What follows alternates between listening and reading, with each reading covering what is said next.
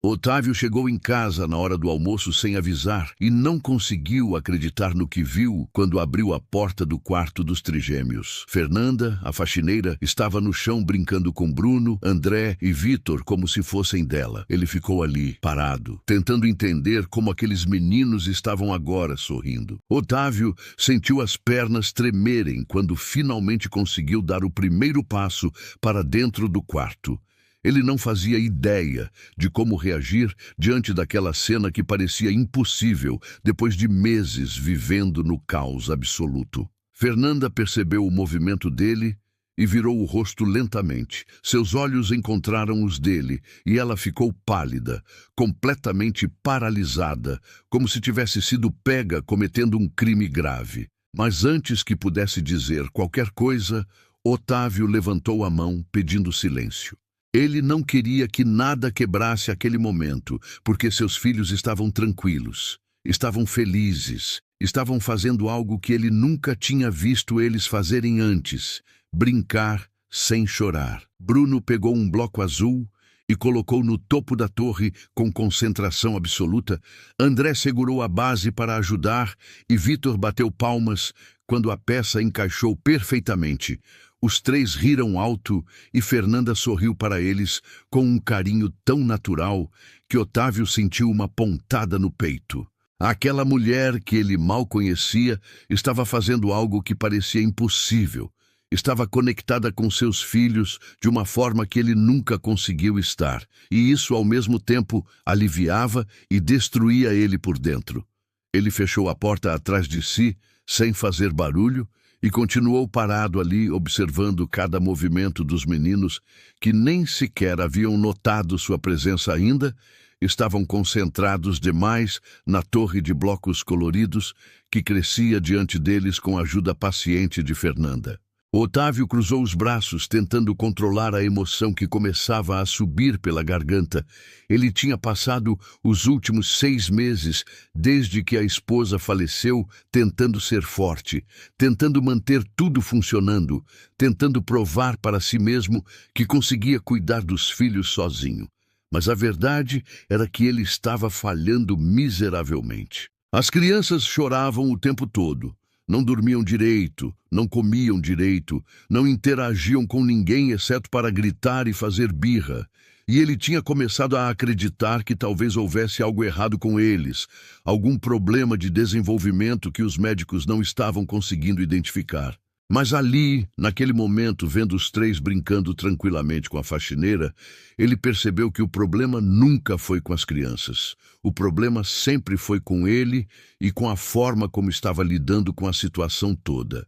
A luz que entrava pela janela grande iluminava o quarto inteiro, criando uma atmosfera quente e acolhedora. Havia brinquedos espalhados pelas prateleiras de madeira, ursinhos de pelúcia sentados em fila no sofá pequeno, livros infantis organizados em uma estante baixa perto da cama. Tudo estava limpo e arrumado, de um jeito que não estava quando ele saiu de manhã. Fernanda tinha feito muito mais do que apenas acalmar as crianças. Ela tinha transformado aquele espaço em um lugar onde eles se sentiam seguros e felizes, onde podiam ser apenas crianças sem pressão ou expectativas pesadas demais para ombros tão pequenos. Otávio notou que ela tinha até colocado uns desenhos que os meninos fizeram semanas atrás nas paredes, presos com fita adesiva colorida, aqueles rabiscos infantis que ele nunca tinha dado importância, mas que agora pareciam obras de arte dignas de museu. Senhor Otávio, eu posso explicar tudo isso. Fernanda sussurrou com voz trêmula, mas ele balançou a cabeça de novo, indicando que ela deveria ficar quieta. Ele queria observar mais, queria entender como em poucas horas ela havia conseguido fazer o que babás profissionais e caríssimas não conseguiram em meses inteiros de tentativas frustradas. André derrubou uma peça amarela sem querer e fez um beicinho, achando que seria repreendido.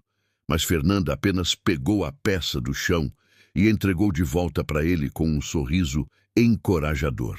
Não tem problema, amor. A gente coloca de novo. Ela disse com voz suave, sem julgamento, sem irritação, apenas paciência pura e genuína. O menino sorriu imediatamente antes de colocar a peça em outro lugar da torre e Vitor aplaudiu de novo, fazendo Bruno bagunçar o cabelo do irmão com carinho. Os três riram juntos, naquela sintonia perfeita que Otávio nunca tinha presenciado antes. Ele se aproximou devagar e se agachou ao lado da porta sem fazer barulho, observando cada detalhe daquele momento que parecia frágil demais para ser real, como se um movimento brusco ou uma palavra errada pudesse destruir tudo instantaneamente. Fernanda estava de joelhos no chão, com o uniforme azul e branco impecavelmente limpo, apesar de ter passado a manhã toda trabalhando. Ela tinha cabelo castanho preso em um coque simples e rosto comum, mas bonito, de forma natural. Suas mãos eram delicadas quando tocavam nas crianças, e seus olhos brilhavam toda vez que os meninos acertavam uma jogada ou conseguiam colocar peça no lugar certo. Otávio percebeu que não era só sobre brincar ou cuidar das necessidades básicas.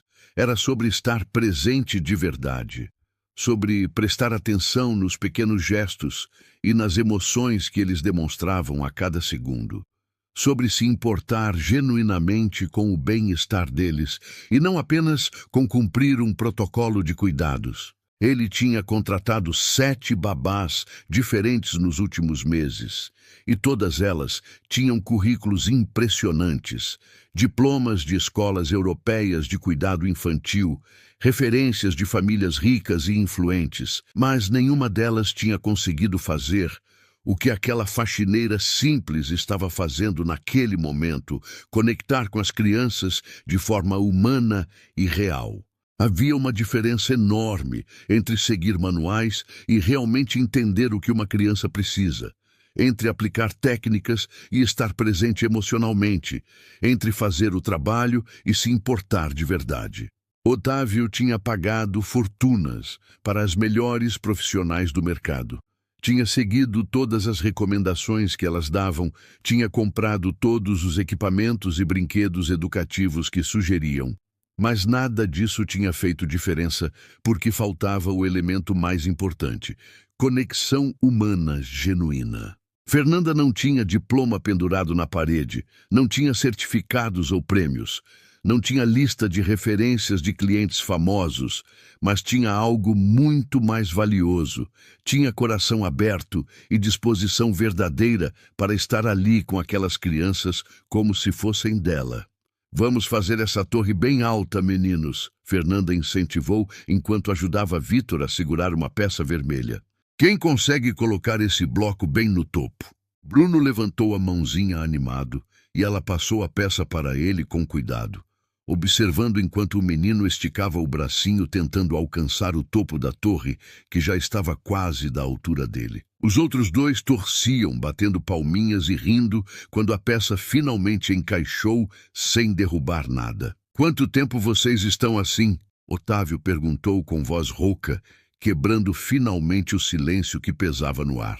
Fernanda se assustou e respirou fundo antes de responder, sem tirar os olhos das crianças, que continuavam concentradas na torre de blocos cada vez mais alta. "Desde que o senhor saiu para o trabalho de manhã", ela disse baixinho, quase envergonhada, como se estivesse confessando algo errado ou proibido. "Eles choraram muito no começo.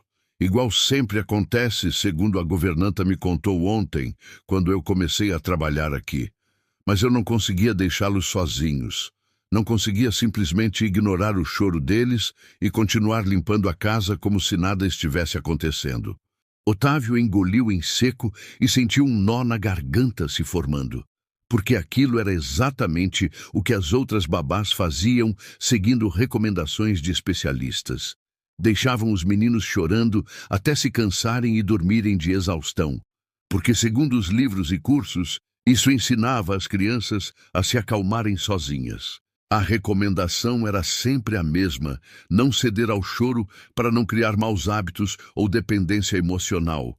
Mas ouvir aquilo da boca de Fernanda com um tom de reprovação genuína fez ele perceber o quanto aquela abordagem era fria e desumana. Ele tinha seguido todas as orientações à risca, tinha comprado todos os livros sobre criação de filhos que estavam na moda, tinha consultado os melhores psicólogos infantis da cidade, mas no fundo sabia que estava apenas terceirizando a paternidade porque não sabia como lidar com a dor de ter perdido a esposa e ao mesmo tempo precisar cuidar de 3 bebês que dependiam completamente dele.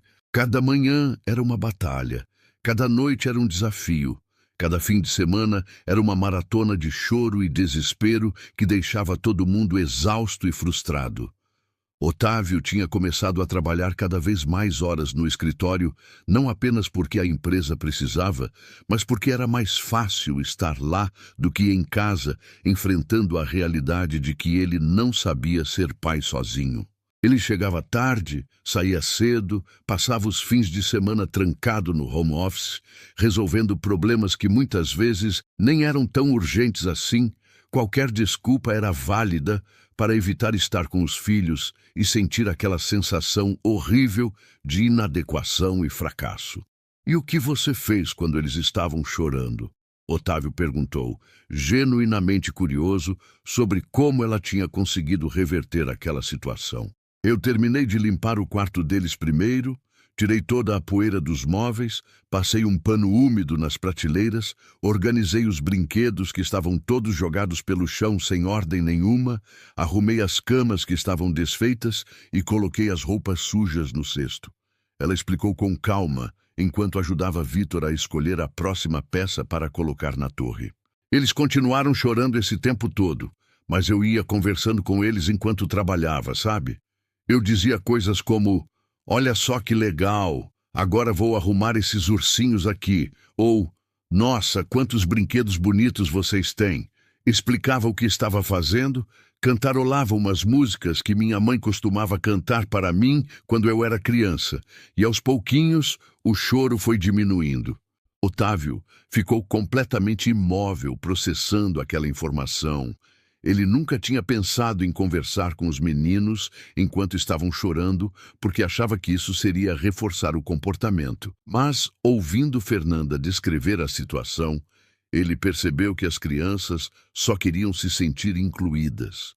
Queriam sentir que não estavam sozinhas naquele desespero que tomava conta delas. Fernanda continuou falando enquanto ajudava André a posicionar uma peça verde na torre que já estava bem alta e começava a ficar instável. "Depois que terminei a limpeza, eu sentei no chão bem aqui no meio do quarto e comecei a brincar sozinha", ela contou, com um sorriso nos lábios, lembrando daquele momento.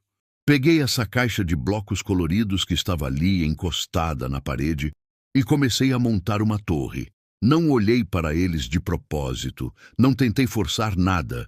Apenas fiquei aqui fazendo minha parte como se fosse a coisa mais natural do mundo." "E eles pararam de chorar só de ver você brincando?" Otávio perguntou incrédulo, porque aquilo parecia simples demais para funcionar. "Não foi tão rápido assim, Sr. Otávio." Fernanda respondeu com honestidade. Eles estavam cada um em seu cantinho do quarto, ainda fungando e chorando baixinho, mas eu não me aproximei, não tentei pegá-los no colo, não ofereci consolo direto, apenas continuei brincando aqui e cantarolando baixinho uma música. Havia uma sabedoria instintiva naquela abordagem que nenhum livro ou curso tinha ensinado para Otávio. Ela não estava tentando controlar ou moldar o comportamento das crianças. Estava apenas criando um espaço seguro onde eles podiam escolher se aproximar quando estivessem prontos. Não havia pressão, não havia expectativas, não havia julgamento, apenas presença tranquila e acolhedora que convidava, mas não forçava. Era exatamente o oposto de tudo que as babás anteriores tinham feito. Elas sempre chegavam com uma agenda clara, com horários rígidos, com regras que precisavam ser seguidas, e as crianças reagiam a toda aquela rigidez com mais choro e resistência. O Bruno foi o primeiro a se aproximar. Fernanda continuou contando, enquanto olhava para o menino com carinho. Levou uns 20 minutos, mas ele parou de chorar e ficou ali em pé me observando de longe, só olhando a torre crescer sem tocar em nada, testando se era seguro vir mais perto.